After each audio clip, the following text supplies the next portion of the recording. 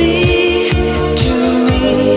How can I find a way to make you see I love you? Words don't come easy.